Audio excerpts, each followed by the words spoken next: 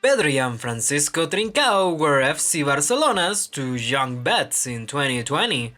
From literally the very first match, it was clear that with the kid from the Canary Islands, Barca had struck gold, while with the Portuguese winger, they had been totally dubbed.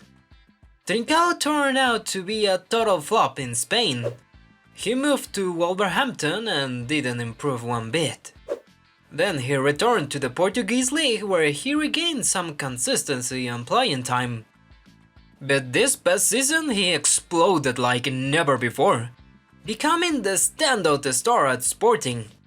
Yes, always in the shadow of Victor Gyökeres, obviously. 16 of the Swedes' goals came from Trincão assist, and he also scored 10 goals himself. It was a brilliant campaign that helped propel the Lions to their first back-to-back league title in over 70 years. Bournemouth wasn't just one of the surprise packages of the Premier League. They were arguably the most entertaining team in all of England. Their top scorer and top assist provider, Justin Kluivert, with 13 goals and 8 assists. And that's despite a huge drop-off at the end of the season. Kluivert went back to his usual scoring drought, netting only once in the final 4 months. Still, the Dutchman finished with 13 goals. And do you realize how insane that is for a player who's already passed through the Eredivisie, Serie A, Bundesliga, Liga 1, La Liga, and the Premier League, without ever reaching double digits at any of them? For someone with his track record, Kluivert's 2024-2025 season was nothing short of legendary.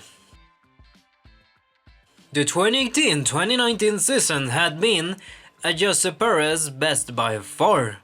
He scored 13 goals with Newcastle United and was signed by Leicester City to replace Riyad Mahrez. In his first season with the Foxes, the Spaniard scored 8 goals. And his second, half that, 4 goals. In his third and final season, half of that, just 2 goals. Jose returned to La Liga and scored 4 goals in his first year with Real Betis. In his second, he doubled that tally, 8 goals. In 2024, Villarreal booked him for a measly 4 million euros, and the 31-year-old striker had a completely unprecedented season. Jose racked up 22 goals. And the only reason it wasn't more is because Villarreal didn't play in European competitions this year. His sudden and unstoppable goal-scoring hunger was limited solely to La Liga and the Copa del Rey. After taking a year-long sabbatical, David De Gea came back, joining the only semi-relevant European club that actually put a contract on the table. His form was a total question mark. His final years at Manchester United weren't exactly synonymous with consistency or confidence. Add a full year without training or playing, and the truth is Fiorentina really took a gamble on the Spanish keeper. But it paid off. De Gea brought leadership and experience to a young squad, plus some absolutely outrageous saves. Game after game he's become, without debate, one of the top goalkeepers in Serie A.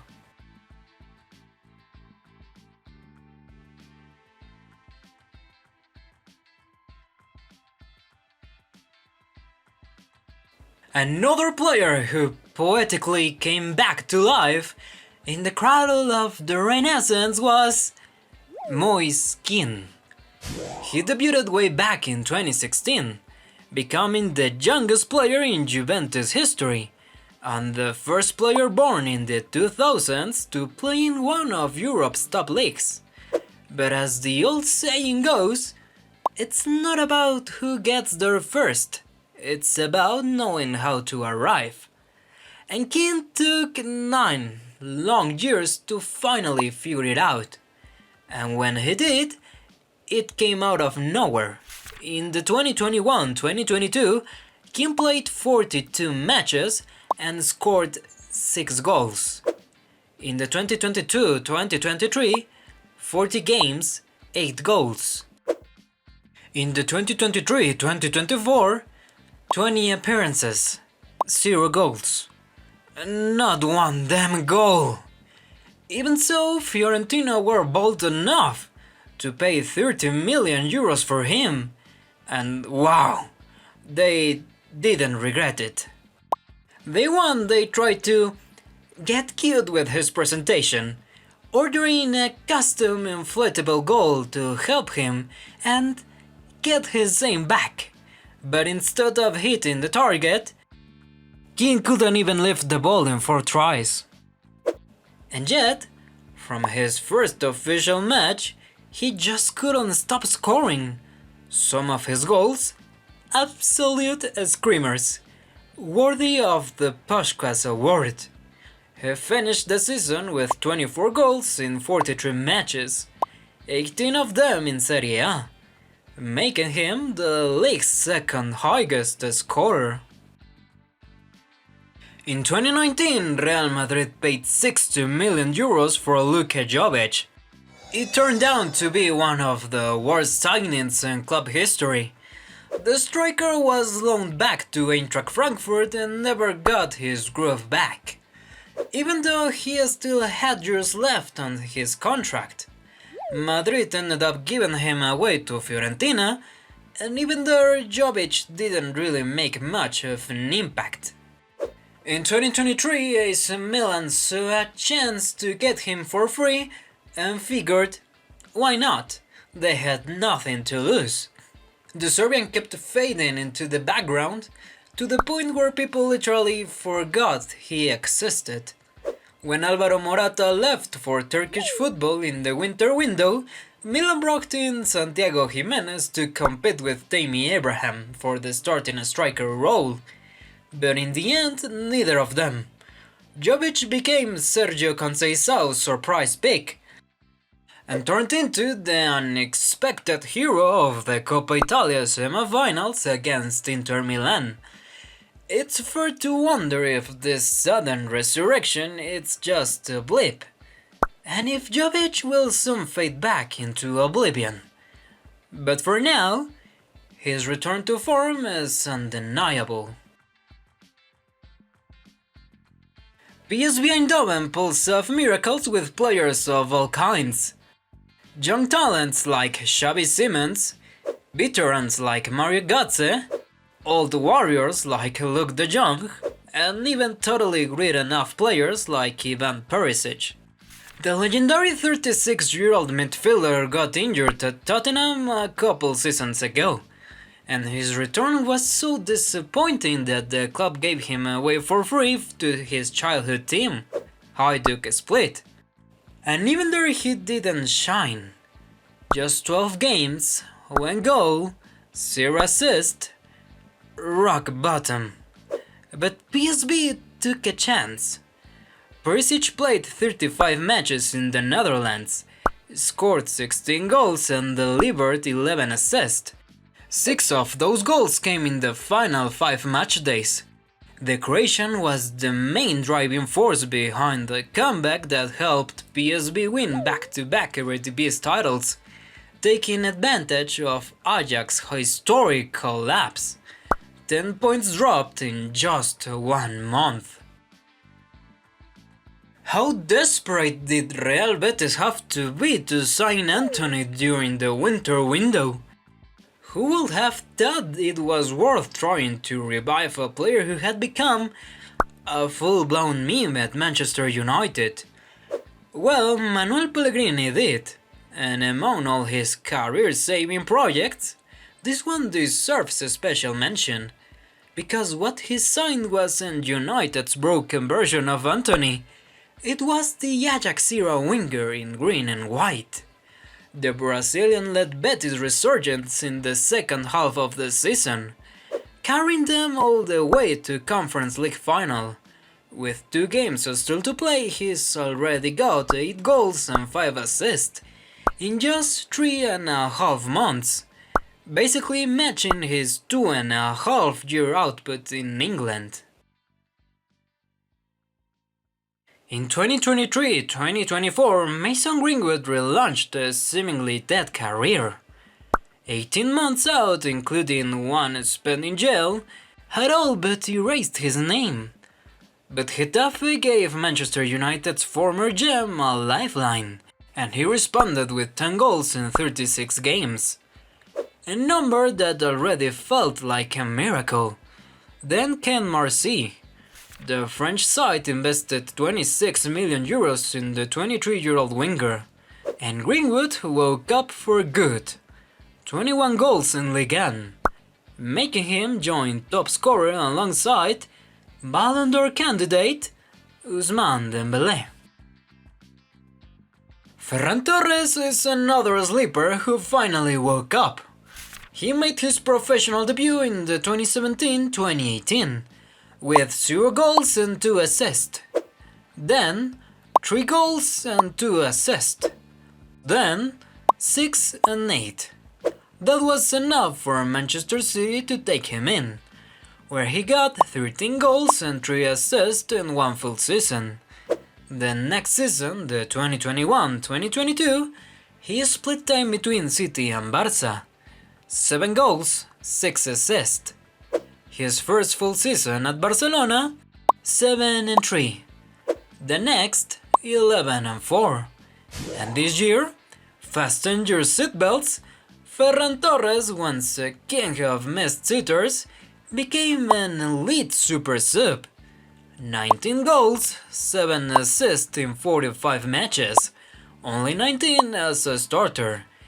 He didn't just get good, he was always good. He just needed confidence. Confidence brought accuracy, and accuracy brought results and goals. If Raphinha stayed at Barca, it was for 3 reasons. 1. They couldn't buy Nico Williams, their dream number 11. 2. No team offered enough for the Brazilian. 3. Hansi Flick blocked the transfer. Well, 22 assists and 34 goals later, Flick looked like a genius. It's not just the stats, it's the opponents and the timing. Raphinha delivered when it mattered the most. He was up there with Romario, Rivaldo, Ronaldo, Ronaldinho. Every one of the mythical Brazilians to wear the Blaugrana. And in this Champions League campaign, Raphinha directly contributed to more than 20 goals. Even Lionel Messi never did that. He went from expendable to Ballon d'Or contender. Scott McTominay's revival? That's a whole different story. And as last year at United, the Scotsman scored 7 goals. Already amazing for a midfielder who never had more than 4. But at Napoli, he's delivered 11 in his first Serie A season. Assist? He had never registered more than 1 per year. This season, he's got 6. But more than the numbers, it's his presence. In every big game, every big moment. That's why McTominay is the leading candidate for Serie A MVP in 2024-2025. A season that, unless something crazy happens on the final day, will end with Napoli lifting an absolutely shocking Scudetto. And make no mistake, without McTominay, that miracle will never have happened. And finally, Claudio Ranieri.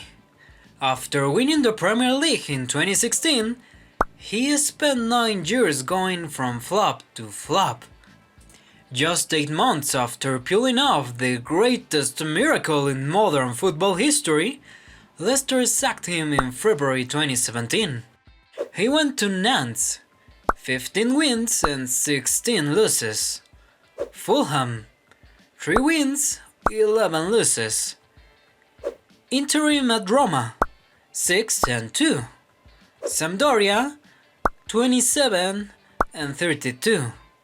Watford, 2 and 11. In 2024 he retired honorably at Cagliari, with a rare positive record. 22 wins, 21 losses. That retirement lasted 4 months. Roma panicked again and called him for a third spell. It was November. They had already fired Daniele De Rossi and Ivan Juric. After 14 rounds they were in 15, 2 points above relegation.